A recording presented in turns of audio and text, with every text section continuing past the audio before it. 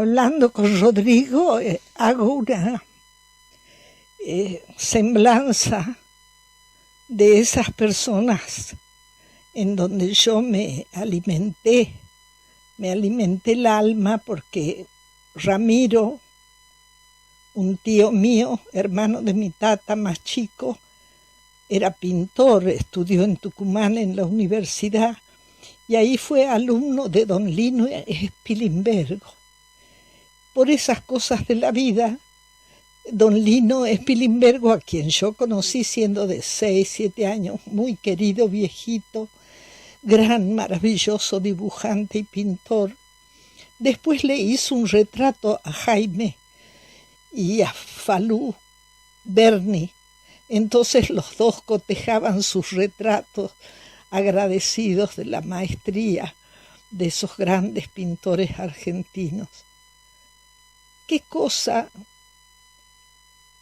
dices, me hace tomar conciencia de que Jaime o mi abuelo eran personas famosas entre la gente o para la gente? En realidad, por ejemplo, siendo muy chica, de 7 u 8 años, tocaban a la puerta los turistas y decían: esta es la casa de don Juan Carlos Dávalos. Y don Juan Carlos, que estaba sentado en el patio, era muy gracioso. No estoy, decía. Entonces la gente se asustaba y decía: este terrorífico Juan Carlos Dávalos no es el viejito poeta que amamos. Entonces salía mi mamá o alguna de mis tías y le decía: pero Juan Carlos, son visitas. Así que entonces ya mejoraba el talante y las dejaba entrar y las charlateaba. Pero era un hombre de tal maravilla de lenguaje, que entonces vos, Rodrigo, me dirás dónde aprendí yo o quién me dio el título.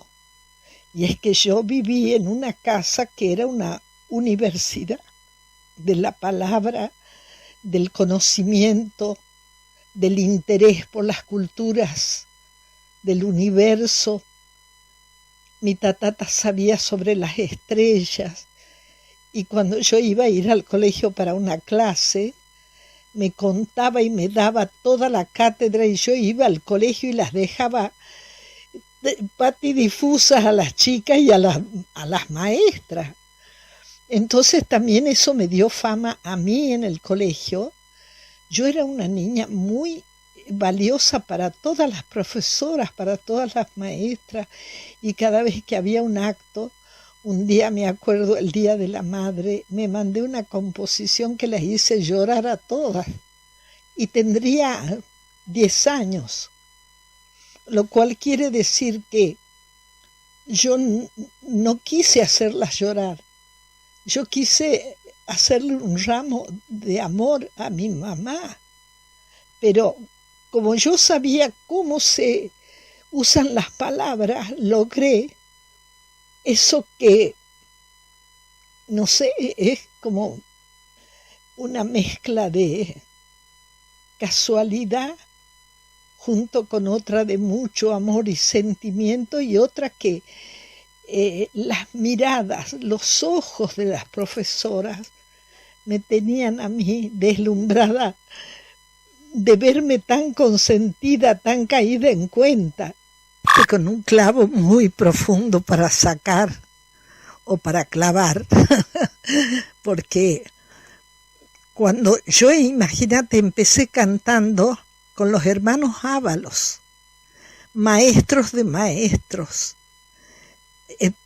profesores tan delicados, tan sencillos, tan, diría yo, amadores de lo suyo, que yo le tomé un cariño a ser bailarina de folclore y cantar con ellos en esos tonos altísimos en que cantaba Dos Palomitas, y ellos me decían tales elogios que yo empecé a aumentar mi pequeño eguito Pero nunca fui vanidosa, así de creerme de más.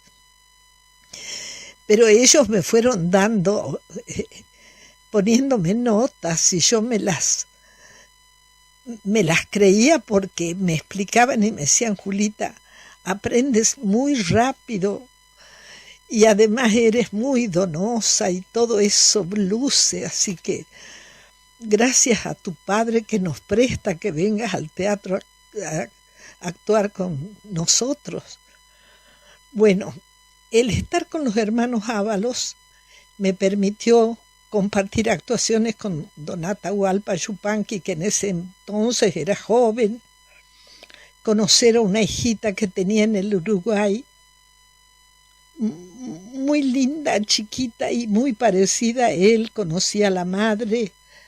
Todo esto por ir con los hermanos Ábalos de un lado al otro. Así, de ese modo, también me consideraba la gente del folclore, don Augusto Raúl Cortázar, historiador y folclorista, la gente de la cátedra del folclore me dio lugar, me dio su anuencia. Todas las profesoras del Fondo Nacional de las Artes que conocían las actuaciones, por ejemplo, el Día Mundial del Folclore, me invitaba a don Augusto Raúl Cortázar a que yo cantara bagualas, a que cantara lo más viejito y lo más añejo que yo sabía. De modo que así de poquito, nunca fue una cosa así apabullante, sino que yo era maestra en el Colegio Misericordia, a donde los Ábalos me habían ido a buscar para que entre a cantar con ellos, y iban a irse a Japón. Entonces le pidieron permiso a mi papá si yo me podía ir con ellos a Japón. Y mi papá me dice: hijita, es lejos Japón, si no les va bien, si no les pagan, ¿qué hacemos si te dejan allá en Japón? Él me planteaba que dentro de la alegría de cualquier propuesta, eso ténganlo en cuenta los que oyen, los jóvenes que quieren el éxito enseguida. Mi papá me decía: ojo, hijita, no es de un día para otro que te vas al mundo y volvés. ¿Y si no volvés? Bueno, de los hermanos Ábalos, había algunos como que no querían fallarle a sus hermanos, pero me alertaban. Uno de esos era Vitillo Ábalos. Suavecito me decía: no, hijita, ¿para qué te vas a ir a Japón? Si tú ya tienes acá tu lugarcito y te miman todo, ¿para qué? Porque Roberto, que era el que dirigía más el grupo, decía: una cosa son los Ábalos y otra cosa son los Ábalos con Julia Elena Dávalos, porque de esa manera podés ser nuestra bailarina, no hay que llevar a otra persona. Bueno, y ponían todas las cosas pro.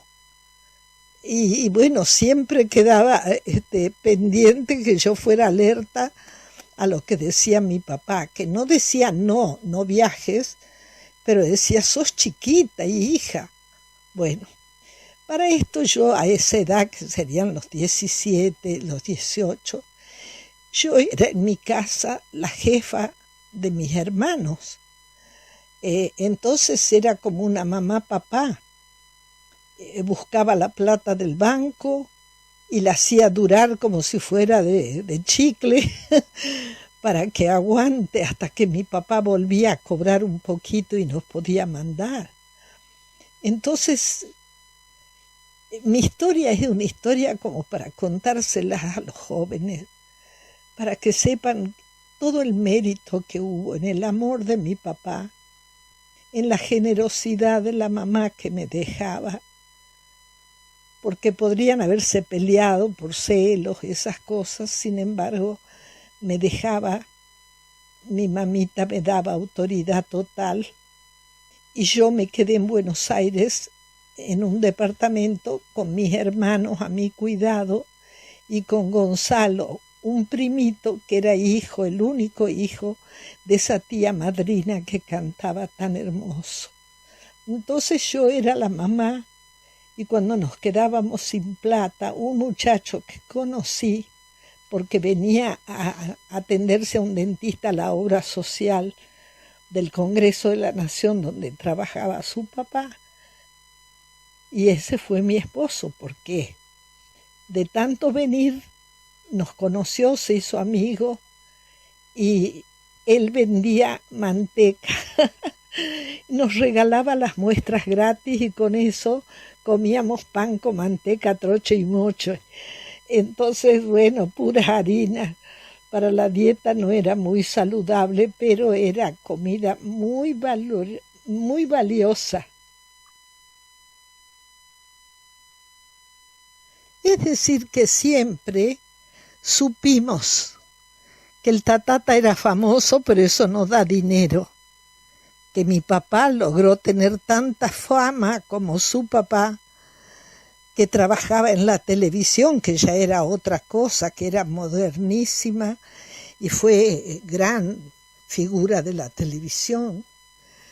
Entonces, tampoco eso daba plata, daba un discreto sueldo, pero a veces la gente al verlo tanto en la televisión me decían, ¿y vos sos hija de Jaime Dávalos? ¿Y cómo no tenés plata? Era la traslación urgente que hacía la gente. Y Jorge, mi novio, era el que daba las explicaciones, porque yo nunca era tan realista. Yo decía, no, pero mi papá anda de un lado al otro, lo vemos poco, es muy esclavo de los caminos y de los recitales, que él se los tiene que ver, y además a veces hay mucho poeta y mucho amigo que no tiene un peso, y entonces había que ser generoso y repartir un poco. Me acuerdo que a veces íbamos a comer en la calle, en Corrientes, en pleno centro de Buenos Aires, y a la hora de pagar, mi papá decía, bueno, pago feliz este vino porque lo comparto con muchos que no van a poder tomar un vino bueno en mucho tiempo.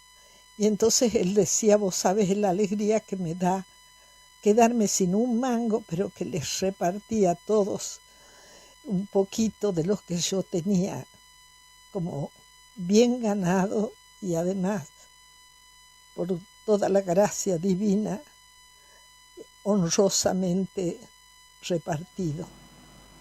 Entonces todo el mundo ahora, cuando yo ya tengo 80, hará ya bastante que estoy sin cantar porque me salvaron los médicos, pero me dijeron, se acabó ya la vida de saltimbanqui, todo tiene que ser muy medido. Para eso tuve que llorar mucho. Junto con eso perdí la casa, perdimos nuestra casa. Y por tanto los niños, el hogar, sintió el cimbronazo ese terrible y no hubo cómo resarcirse de eso. Y después de pasado ya bastante tiempo de llorar, los discos, ustedes saben, tengo tantos discos, pero no dan regalías, no dan dinero, no sirve para mantener una casa, no sirve para un poquito. Entonces, los músicos saben que yo muchas veces he cantado para que les paguen a ellos, y han sido tan hermosos, tan divinos, tan generosos. Cada músico que me acompañó con esa maravilla de prestidigitación en los dedos, porque pocos sabían música, todos acompañaban aprendiéndose de memoria las canciones y los acompañamientos y punteos. Yo, si tuviera alguito de poder, pediría que todos los músicos populares que actúan por ahí tuvieran una pensión como músicos. Es decir, que la orfandad no es solo de los jubilados. Nuestra Argentina tiene gente mucho más capaz para agarrar dineros que no le pertenecen y sentirse compensado. Rodrigo, sos muy puntual para preguntarme que encuentre un adjetivo correcto para definir a don Atahualpa, a Jaime y a Falú. Y fíjate que les podría acontecer a los tres el mismo grandioso calificativo. Pero ¿qué es lo que pasa? Diferentes tiempos hacen que por añejamiento alguien sea ya más meritorio en el mayorazgo que indudablemente tiene don Atahualpa. La ventaja de tocar la guitarra como un prestidigitador y de además de eso poner letras y cantar esas letras inmensas del folclore es una maestría. Y esa maestría, el que más la valora es el humildazo que va a verlos actuar en un club, en algún lugar de poca monta, y sentir esa calidad y aprender a reconocer en su oído lo que es la calidad que tiene el folclore argentino. Después voy a decir que Eduardo y mi papá eran amigos desde muy changuitos, y entonces que todos los amores del patio de mi casa de abuelos aplaudió a Eduardo jovencito, y después es como un tío,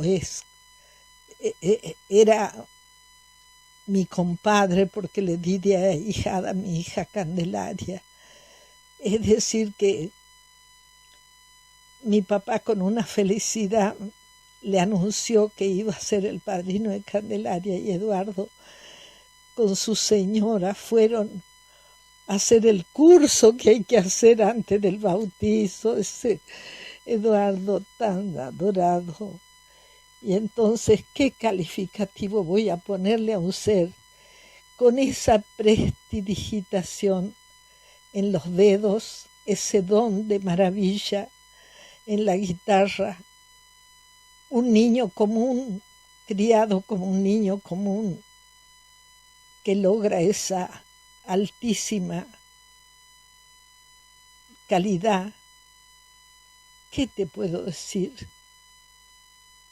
Y de Jaime, que era menos ostensible, porque Eduardo tenía esa guitarra, pero Jaime, la poesía, hasta que logró que la gente, que en la cabecita de la gente simple se valore una línea melódica con un verso encima. Y nunca te de olvidar, en la arena me escribías. El viento lo fue borrando y estoy más solo mirando el mar. Imagínense lo que eso era hace 40 años atrás. Pero si Eduardo no lo hubiera valorado tanto a Jaime, porque además él se crió al lado de mi abuelo Juan Carlos y sabía qué procedencia tenía Jaime, qué grandioso poeta era Juan Carlos. Entonces, si no hay ese respeto, ¿de dónde? Sino de lo verdadero, de la raíz profunda, viene la calidad que ambos se reconocen en ellos mismos. Muy tristemente creo que no hay lugar para los jóvenes que son exquisitos y que pretenden calidad, porque no pueden vivir de ello, salvo que trabajaran en algún instituto de música y a su vez actuaran.